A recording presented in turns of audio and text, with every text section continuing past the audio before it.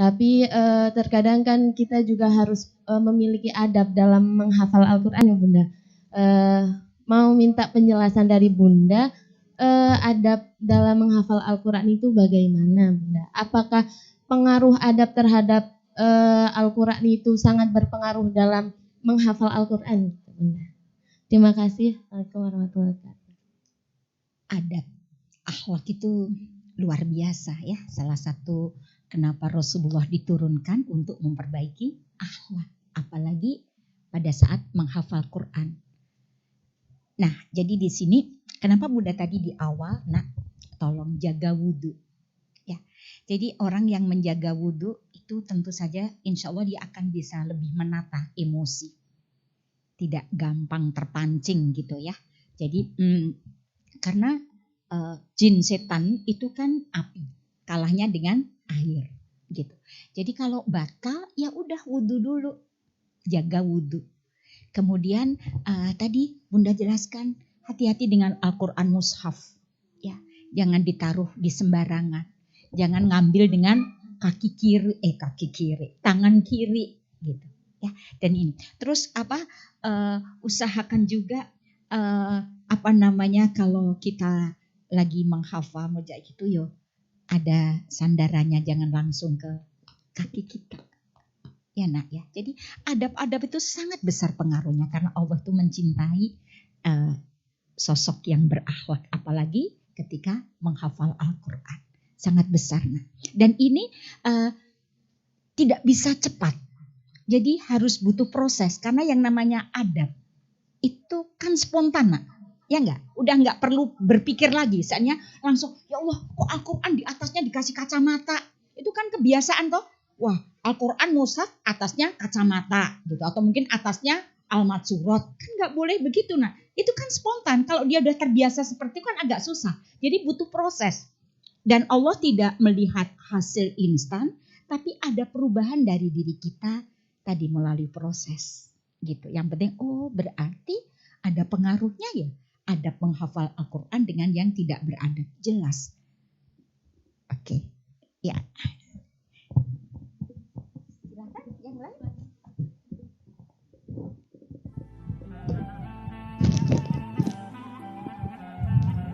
Bismillahirrahmanirrahim. Tadi kan sudah Bunda sampaikan bahwa zikir itu kan bukan tentang seberapa banyaknya yang kita baca, namun tentang terhubung atau tidaknya ke Allah. Nah, saya mau tanya, apakah ada tips supaya kita istiqomah agar zikir yang kita baca itu selalu terhubung ke Allah? Kadang kan kita banyak ngelamunnya, baca tapi pikiran kemana-mana. Mungkin itu aja. Oke nak, bagus sekali pertanyaanmu. Jadi, zikir kita agar terhubung dengan Allah, kita harus tahu maknanya. Dengan tahu maknanya kita tidak akan cepat-cepat. Justru itulah yang akan menyentuh qalb kita, perasaan kita, sehingga kita bisa menangis. Gitu. Kayak contoh saja kita hanya istighfar ya. Serangan anaknya nak. Tapi ya Allah di saat kita istighfar itu bayangi dosa-dosa kita. Yang tahu dosa kita hanya Allah dan diri kita. Coba ya yang lain juga ya, perbanyak istighfar. Itu luar biasa nak. Ya perbanyak istighfar. Ya, jadi kita harus tahu memaknai, nggak usah cepet-cepet. Silakan yang lain itu yang paling sedih itu kalau wes cepet keras ya nggak. Mempengaruhi kita yang bener-bener gitu, apa ya Allah, dongona ya wah cepet banget ngebut gitu. Allah bukan begitu. Allah itu maha mendengar. Iya. Jadi tahu maknanya, bisapkan dalam hati, udah. Nggak usah terbawa dengan sekian ratus, sekian begitu, udah itu bukan tuntunan Rasul. Udah. Ya nak ya, semoga dimudahkan Allah. Oke, yang lain? Bismillahirrahmanirrahim. Sedikit Bunda, ini terkait tentang wanita yang tidak sholat atau haid. Bagaimana kan sebagian orang membilangnya itu tidak boleh gitu, sebagian itu boleh atau sekedar menghafal saja. Sedikit penjelasannya Bunda, atau adakah dalil yang menguatkan gitu. Terima kasih.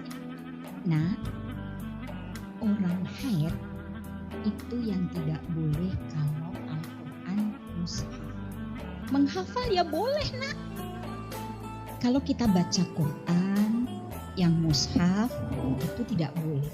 Tapi dirimu menghafal loh nek wes seminggu ra menghafal ya hilang. Tetap boleh. Ya. Tapi jangan pakai Al-Quran yang mushaf. Oke. Jadi boleh nah.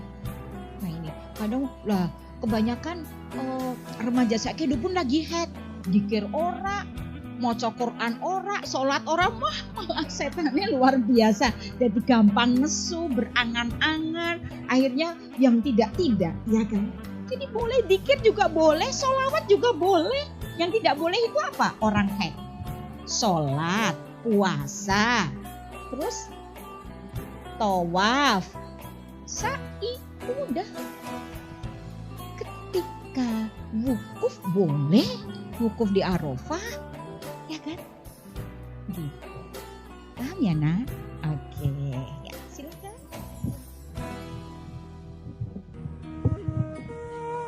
Assalamualaikum warahmatullahi wabarakatuh. Bunda mau tanya, kita kan yang angkatan 1 udah hatam nih. Kadang kita tuh bingung mau mempertahankan Al-Quran itu, maksudnya murojaahnya itu kadang yang juz 1 sudah dihafal, lupa lagi, pindah juz selanjutnya, bingung gitu. Apalagi ditambah dengan aktivitas kayak yang lain selain murojaah Al-Quran itu kayak mengganggu murojaah. Jadi adakah tips untuk mempertahankan Al-Quran gitu Bunda, agar kita lebih mudah untuk mempertahankan kayak gitu? Makasih. Bunda memahami banget ya dengan aktivitas yang mana itu tidak membuat kita jadi lebih fokus ke murojaah, itu akhirnya membuat jadi kita capek dan sebagainya. Nah, caranya gini nak, Allah itu di saat memberi tantangan kita lebih berat dan kita itu tetap istiqomah, ya Allah, kemuliaanmu luar biasa. Nah, seringkali kita tuh terlena, capek, nggak piye, aku wis capek, ya wis lah dimaklumin. Nggak begitu, kamu lawan nak. Jadi dilawan. Dan itulah sebenarnya titik ujianmu. Kalau lolos, ya Allah, insya Allah luar biasa nak. Gitu. Ya, jadi di sini jangan terus, aduh gimana ya sekarang kan karena sudah khatam berarti sudah kegiatan lain. Nah ini kok jadi berpengaruh. Hilangkan itu, tidak. Dengan aktivitas apapun aku tetap harus istiqomah. Bismillah. Karena aku ingin dicintai Allah. Jadi di sini kita itu jangan hanya puas dengan dikasih, tapi dicintai. Ar-Rahman Ar-Rahim. Ya, Allah Maha Pengasih itu semuanya. Tapi Allah Maha Penyayang pada hamba-hambanya tertentu. Gitu. Ya, jadi memang awalnya berat karena kaget ya. Yang tadinya udah kondusif, murojaah di sini, sekarang harus magang, harus begini. Aduh gimana ini, godaannya kan luar biasa. Dirimu yang melawan. Tidak, dimanapun aku tetap kepingin istiqomah dalam ketaatan, istiqomah menghafal Al-Quran. Gitu. Jadi kita yang melawan. Oke, bismillah ya. Berproses. Allah tidak melihat hasil, tapi proses memang. Insya Allah, semoga ini angkatan 1 tetap semangat ya.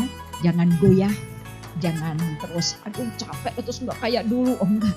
Hadapi, ingat ya Bunda, bahwa hidup itu adalah rangkaian dari masalah. Oke? Masalah satu selesai, akan muncul masalah lagi. Udah lulus 30 juz, waduh sekarang ditambah latihan magang. Ini kan masalah lagi nak. Gimana aku sekarang harus tetap menghafal dengan magang, dengan begini-begini. Nah, ya kuncinya bukan lari dari masalah, bukan berkeluh kesah, ya, tapi HHN. Hadapi masalah itu, hayati masalah itu, nikmati masalah itu. Gitu. Dengan apa? Duit. B-nya doa. U-nya usaha. Inya ikhtiar karo usaha opo coba. Ikhtiar lah yo podo ya kan. Inya ikhlas. Ikhlas. Oh, ini Allah lagi memberiku begini. Ikhlas. T-nya tawakal. S-nya sabar. S kedua syukur. Udah itu nak tipsnya. Semangat ya. Oke.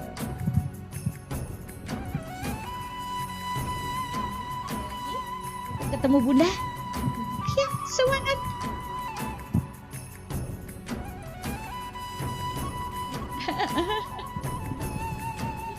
Salma nih yang paling kecil. Mau tanya apa Salma? Udah paham ya nak. Oke.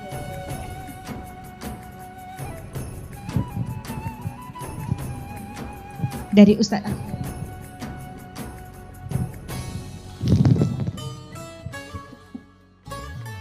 Bismillahirrahmanirrahim. Bunda, saya ingin bertanya. Curhat sih ya. Saya ini tipe orang yang menghafalnya lama. Itu tipsnya gimana ya Bunda? Mulai saat ini hilangkan mindsetmu. Saya ini menghafal lama. Karena apa nak? Allah aja kan sesuai prasangka hambanya. Jadi itu harus kamu hapus. Bismillah. Ya Allah, berilah hamba kemudahan untuk menghafal. Pikiranmu harus positif. Jadi jangan, aduh saya itu kalau menghafal lama itu hilangkan nak. Itu tali-tali itu kamu hilangkan. Nanti di saat dirimu berpikir seperti itu ya akan begitu terus. Ya, jadi kamu hilangkan. Bismillah, aku mudah menghafal. Bismillah, insya Allah aku akan diberikan kemudahan oleh Allah. Nah, jadi tolong ya yang lain, hilangkan pikiran-pikiran negatif. Kita harus visioner nak, berpikir positif. Itu kuncinya. Semangat ya. Oke, Insyaallah. Ingat kembali, Allah tidak melihat hasil, tapi proses. Itu yang perlu di garis bawah. Dan Bunda ingin mulai saat ini coba terucap. Aku insya Allah cepat menghafal. Aku bisa cepat menghafal. Doa, hilangkan mindset negatifmu. Semangat ya nak ya. Oke. Ya, berikutnya siapa? Ayo mau ketemu Bunda dari ustadzahnya. Ya, silakan.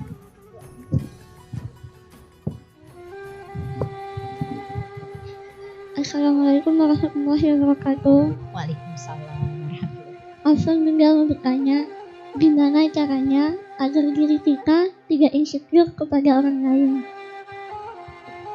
Terima kasih.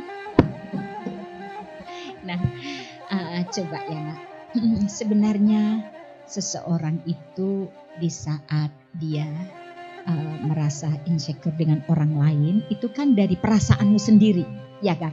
Nah, jadi sebenarnya perasaanmu itu yang bisa mengolah itu ya dirimu gitu. Sekarang Bunda mau tanya, untungmu apa di saat dirimu insecure dengan orang lain? Apa coba? Tidak ada. Ngapain gitu? Jadi kita itu harus berpikir cerdas. Kenapa kita mesti harus seperti itu? Makanya ya, Bunda ingin kita semua ini coba fokus.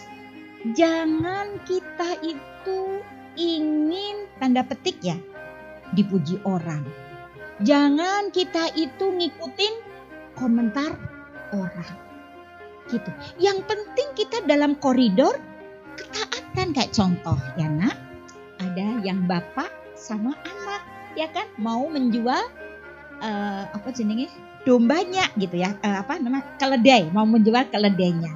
Dituntun nih berdua jalan, nah ada komentar orang, bapak sama anak podo wae, wong ada keledai kok tidak dinaikin. Nah, yang ngikutin nih komentar orang aja, oh, kita dikomentarin, terus gimana? Yaudah yuk sekarang dinaikin yuk keledainya. Bapak sama anak naik keledai, baru jalan nak. Ada komentar lagi, bapak sama anak gak manusiawi. Masa keledai kok dinaikin 2 orang? Ya kan? Habis itu, aduh nak, turun dah deh sekarang bapak aja yang naik, aku yang nuntun. Bapaknya naik, anaknya nuntun keledai, baru jalan berapa langkah gitu. Udah komentar lagi. Bapak kok egois. Wana kon nuntun. Nah, aku nggak mau dikatain egois, terus gimana? Udah kamu aja yang naik, bapak yang nuntun. Anaknya naik keledai, bapaknya nuntun, baru jalan. Ada komentar lagi dari orang. Anak durhaka. Masa bapaknya suruh nuntun? Terus gimana dong? Salah terus. Sekarang keledainya kita gendong aja Pak. Wah kerenggosan. Mau dikomentarin lagi. Gak akan habisnya nak. Jadi dirimu tuh dalam koridor ketaatan udah sesuai dengan syariat. Silakan mau orang komentar apa. Oke. Ya. Masya Allah. Dari mana nak? Oh Jawa Timur. Barakallah. Bunda senang dirimu bersemangat ya. Teruslah menjadi sosok wanita solihah yang bermanfaat untuk umat. Amin. Ada lagi mungkin dari ustadzahnya, dari tim. Ada keluhan apa ini angkatan 1? Angkatan 1 curhat boleh? Ya, silakan.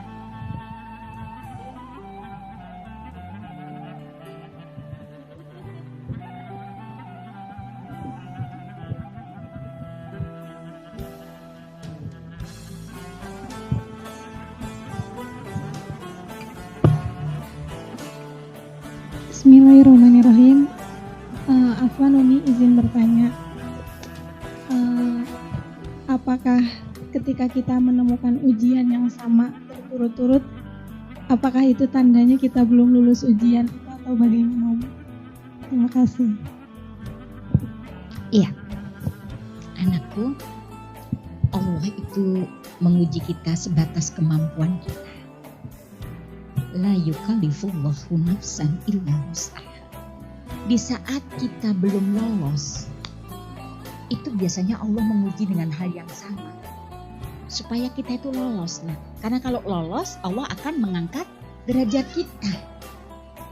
Nah, makanya di sini kita itu harus tanda petik ya, cerdas gitu.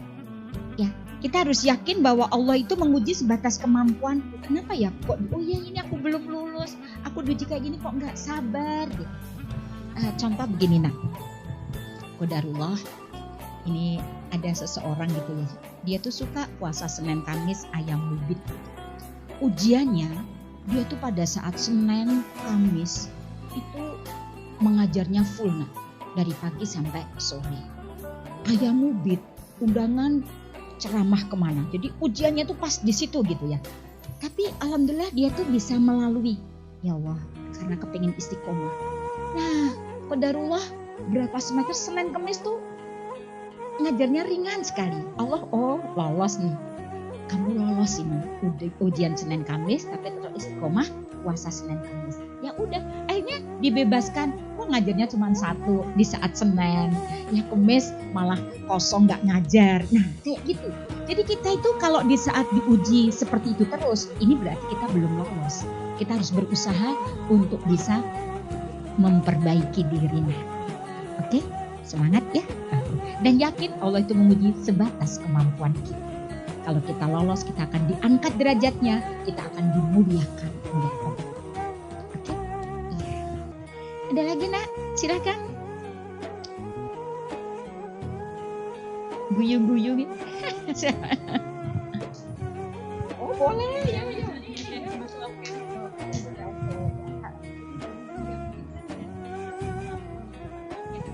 Harus dong, harus punya harapan.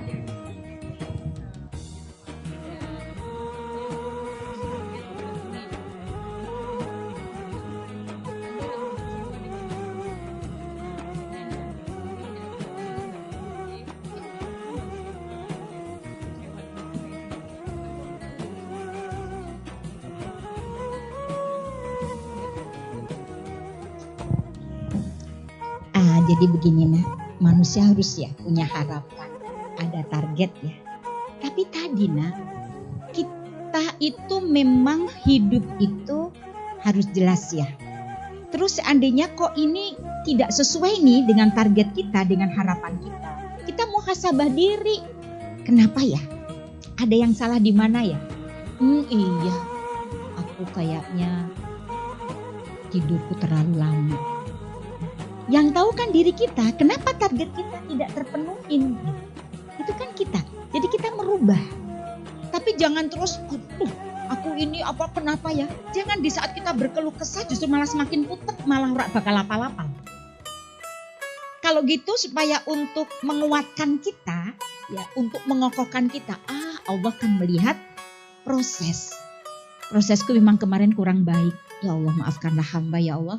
Hamba masih ada waktu yang sia-sia untuk angan-angan. Aku tidur terlalu lama dan sebagainya. Insya Allah akan aku rubah. Sekarang targetku tidak per bulan, tak persempit lagi. Sekarang seminggu per minggu berapa, nah kayak gitu. Jadi kita yang mengolah diri kita. Kenapa tidak sesuai dengan harapan, tidak sesuai dengan target? Ada sesuatu yang salah pada diri kita. Gitu. Diperbaiki. Mungkin juga targetnya terlalu tinggi. Bisa kayak gitu. Wah, iya kan jadi akhirnya tersenggal-senggal gitu. Ya kan? Nah, jadi kita evaluasi di mana yang tahu adalah diri kita. Terus kita merubahnya, memperbaikinya, berdoa. Oke? Semangat ya. Ya, silakan. Lebih juga boleh, jangan hanya satu, lama-lama. Ya, kata lama, silakan.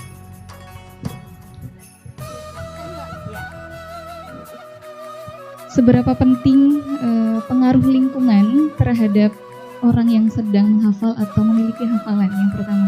Yang kedua adalah mohon tips dan triksnya bagi saya sendiri khususnya yang punya rasa futur yang berkelanjutan. Syukran. Ya, lingkungan memang besar banget pengaruhnya. Ya, apa yang dia lihat, apa yang dia dengar, ini berpengaruh ke apa yang dirasa. Nah ini, jadi lingkungan itu kita berusaha ya. Oke lah kita saatnya berteman. Tapi ya cari lingkungan yang kondusif. Karena ini besar banget pengaruhnya. Nanti dampaknya itu tadi membuat kita jadi futur. Karena lingkungan. Kayaknya sudah ada kayak tadi, udah ada target, udah harapan. Tapi lingkungan ini yang membuat kita futur. Gitu. Saya salut ketika ada seorang ibu ya konsultasi ke Bunda itu gini.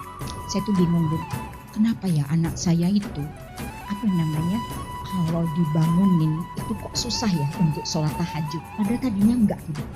Jadi seorang ibu terus coba pakai trik. Saya contoh begitu ya. Ini ibu bagaimana mengajak suami juga. Iya suami saya tuh susah bangun. Nah anaknya nyontoh suami. Jadi sekarang antara ibu dan suami dulu gitu. Ini kan lingkungan. Begitu ayahnya iya begitu ya. Ayo ya kita bangunkan anak kita. Nah jadi lingkungan itu besar banget pengaruhnya. Gitu. Tapi di sini bagaimana kita bisa menjadi seandainya nih. Nggak mungkin saya lepas dari lingkungan yang seperti itu gitu ya. Nah itu ya kita berusaha bagaimana menjadi sebab kebaikan di lingkungan itu gitu kayak tadi sang ibu tadi ketika coba Bu ajak suami dulu, jadi jangan anak ibu suami satu angel kok Bu karena kan lembur-lembur. Nah ini ibu udah salah ya kan, dengan alasan bapak ibu kan harus jadi khotbah lah karena ibunya memaklumin suaminya karena ngelembur, nek anak kan nah ini sudah salah ya. Ajak keluargaku angfusaku mbak ahliku gitu. Jadi jangan menyerah terus kalau bilang ya udah Bu kalau gitu saya tak pergi dari lingkungan. Oh tidak ya Allah lingkunganku begitu. Misalnya lingkungan internal gitu ya kita berusaha menjadi sebab kebaikan di situ. Memang berat tapi insya Allah kalau bisa wow luar biasa gitu ya nak ya. Dan futur itu nggak bisa kita biarkan nak. Jadi futur itu harus kita lawan. Awal mula adalah kita memaksakan diri kita supaya tidak futur. Kita paksakan karena udah keasikan misalnya nih ya kita nyetel alarm jam 3 saya tanggung ini saya apa tuh malah kebablasan ya kan. Jadi kita harus lawan tidak gitu. Aku nggak mau hai setan engkau berdusta gitu ya. Jadi kita harus melawan langsung. Oh ya sebentar ini penting banget. Kalau habis tidur kita doa ya. Habis doa apa coba yang kau lakukan apa? Sunnahnya bukan wudhu, cuci tangan. Karena maaf ya, pada saat tidur tuh seringkali mungkin kita tidak sadar, garuk-garuk, maaf, di mana-mana kita nggak ngerti. Jadi habis doa, cuci tangan dulu nak, pakai sabun, ya bersih, baru wudhu. Itu sunnahnya, ya. Dan coba, insya Allah kalau kita biasakan, ya Allah nikmat sekali. Itu yang tadi yang Bunda cita, akhirnya suaminya. Ya ibu jangan berkata, ya Allah bun sudah sekian lama bun yang bangunin tahajud mesti saya. Ya ibu beruntung lah, kan harusnya suami lah, kan ibu banyak menuntut. Udah bersyukur suami mau dibangunkan. Kadang wong wedok ki ngono, kan ari jalu kok wong Nisa, ya Allah. Ya ibu terima ikhlas, oh suamiku harus aku yang membangunkan, anak-anakku harus aku yang. Jadi gitu nak. Makanya moto Bunda apa? Jadilah sebab kebaikan dimanapun berada, kapanpun, dengan siapapun, begitu. Jadi dilawan ya nak ya, futur ya, lawan gitu. Oke. Silakan. Siapa yang mau tanya?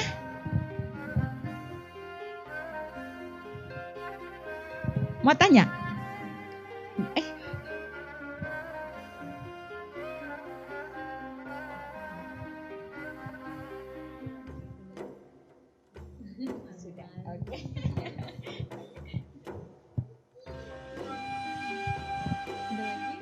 Teman-teman yang mau bertanya?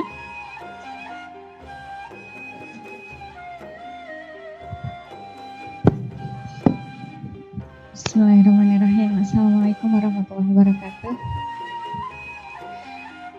Pertanyaannya simple sih Bunda. Jadi mungkin di sini kita di bagian pengelola gitu ya. Kadang peserta itu adalah ujian kita juga gitu. Nah, jadi kan gak semua peserta itu bisa sesuai arahan kita. Nah, mungkin dari kami meminta tipsnya dari Bunda bagaimana supaya program ini dari mulai pembimbingnya, dari mulai pesertanya itu bisa mudah untuk diarahkan begitu.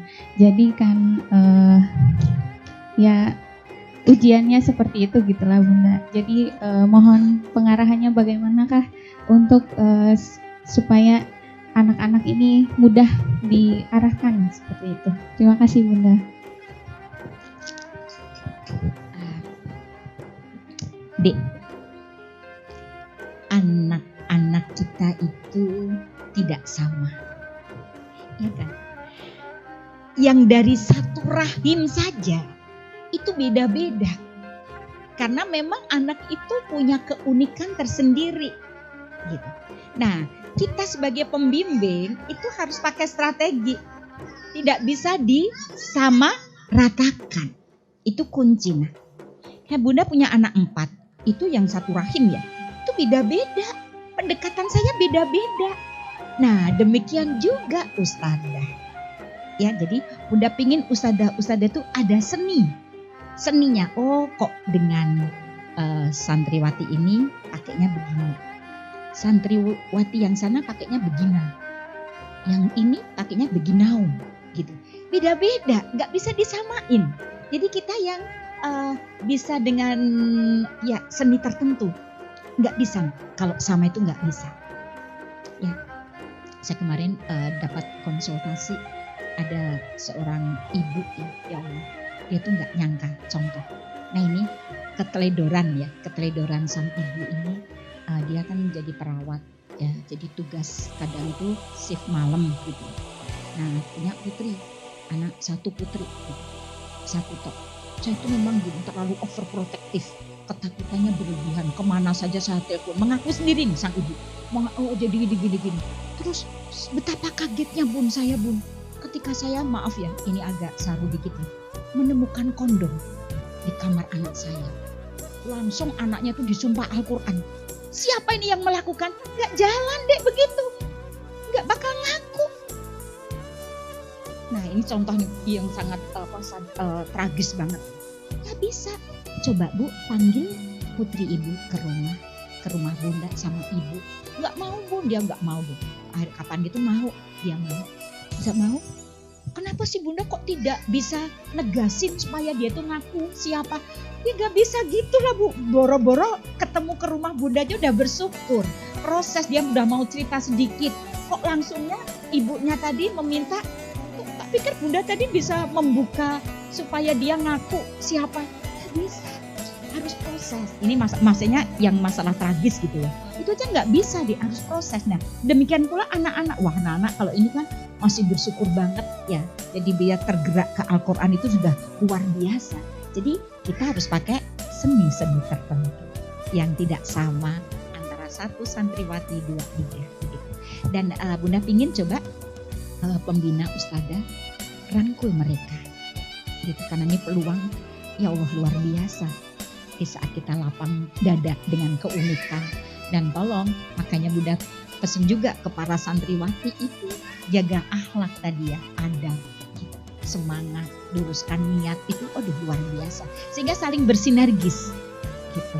Dan kalau Bunda usulkan nanti ada juga ini supaya tidak ganjil gitu ya seandainya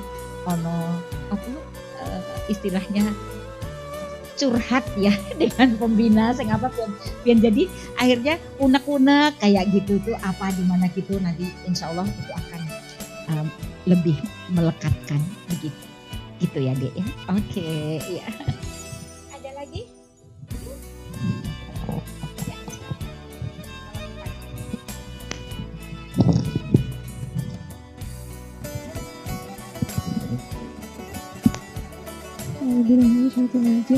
Bismillahirrahmanirrahim. Bunda, sebenarnya yang ingin saya tanyakan, ketika waktu kecil SD, SMP gitu, SMA maksudnya, itu mudah sekali untuk menghadirkan suasana-suasana positif gitu. Entah kenapa semakin kesini saya semakin mudah marah, kayak dikit-dikit marah. Jadi saya tuh seperti yang tadi yang susah bangun tahajud Bunda, pengen banget gitu bisa bangun tahajud, tapi udah teman-teman udah bangunin kayak gimana pun itu nggak tahu, padahal juga udah wudu, udah baca doa, udah nengok kanan juga, pokoknya udah ngelakuin itu gitu. Terus malamnya itu sebenarnya saya bingung, saya tuh pengen malam itu buat kayak pengen lanjutin hafalan gitu, biar besok paginya tuh ini yang kemarin gitu. Tapi di satu sisi kalau saya tidurnya kemalaman, itu bangun tahajudnya itu nggak bisa bangun. Tapi pernah juga nyoba tidurnya lebih awal, tetap aja sama aja. Itu sedih banget kayak gitu. Terus akhirnya seharian itu bad mood banget, apa-apa marah gitu. Terus yang saya suka iri kalau lihat, dia kok udah maju sih gitu, kayak gitu. Nggak tahu semakin umur nambah kok semakin jadi kayak gini ya. Dulu itu nggak kayak gini Bunda, jadi nggak iri-irian kayak gitu. Nggak tahu, kayak ada yang hilang gitu. Bagus sekali Nak, karena dirimu menyadari, ya dulu saya nggak begitu, kenapa ya saya begini? Kan karena banyak orang tuh yang nggak sadar Nak dengan kesalahannya, ya nggak? Jadi ya udah di akhirnya begitu terus itu nggak kerasa. Jadi ini termasuk dirimu hamba Allah pilihan juga ketika dirimu menyadari. Cuman tidak hanya menyadari kan, gimana nih solusinya? Nah, setan itu kan tingkat-tingkat ya. Ada prajurit, ada yang namanya sersan, komandan, jenderal. Nah ini jadi dirimu ini sing godho iki rameng prajurit banyak, karena kan yang namanya tahajud itu kan keutamanya luar biasa, ya enggak? Nah mungkin sebentar dulu dirimu tahajud rokaatnya banyak, witir 1 gitu. Yo saiki coba ben sidik-sidik saya, nggak apa-apa deh. Tahajud 2, witir 1. Neng dirimu harus tahu keutamaan tahajud itu luar biasa. Kita itu kalau rutin tahajud, Allah itu membukakan pintu tersendiri untuk ahli tahajud. Kita tinggalnya itu di taman surga. Kita akan diberkahi hidupnya, diberi kemudahan dari pintu yang tidak terduga-duga. Kita akan dijaga Nak. Yang menjaga Allah, bayangkan. Nah, di saat kita tahu keutamaan tahajud, itulah yang akan membuat semangat. Memang mengawali itu paling susah. Makanya dirimu harus melawan. Bagaimana aku istiqomah? Aku rasa oke sih. Karena ada juga nih jamaah Bunda yang, Bun, Aduh tahajud boyokku kesel. Ya kok bisa? Lah iya pun 8 rakaat 3 witir ya salah dia. Dikit-dikit dulu. 2 rakaat witir 1. Setelah istiqomah baru ditambah 4 rakaat atau 2 rakaat witirnya 3. 4 rakaat witirnya baru ditambah itu setelah kita merasakan nikmatnya tahajud. Karena satu-satunya sholat sunnah yang ada di Quran itu tahajud, nak. Tahajud ini luar biasa. Apalagi nih bulan Rajab ya, luar biasa. Bulan Rajab ini adalah bulan menanam amal ibadah, amal kebaikan. Bulan Sya'ban memupuk, menyiram. Ramadan tinggal memanen, kita sudah terbiasa. Ya, jadi kamu harus membiasakan dulu. Dipaksa, awal mula itu dipaksa. Setiap aktivitas kita itu ada 2. Kita memenangkan Allah, mengorbankan setan, atau memenangkan setan, mengorbankan Allah. Sehingga itu, ya aku gak maulah masa ngorbanin Allah, ya kan? Dan di tahajud itu nak, di waktu sahar, Masya Allah, 1 sahar itu 15 menit sebelum subuh, ya Allah nak, itu Allah mengabulkan doa-doa kita. Ya, jadi tolong ya, santriwati, jangan kau sampai tidak tahajud. Ya. Nanti kalau udah terbiasa tuh udah langsung bangunan. Sudah Allah sudah menjaga, udah itu. Ini memang mengawali karo istiqomah di awal ini setannya jendralis setan ya. Sing ben kono abot banget mengko. Terus alarm dipateni, gitu. Ya nak, semangat ya nak ya. Insya Allah bisa. Oke.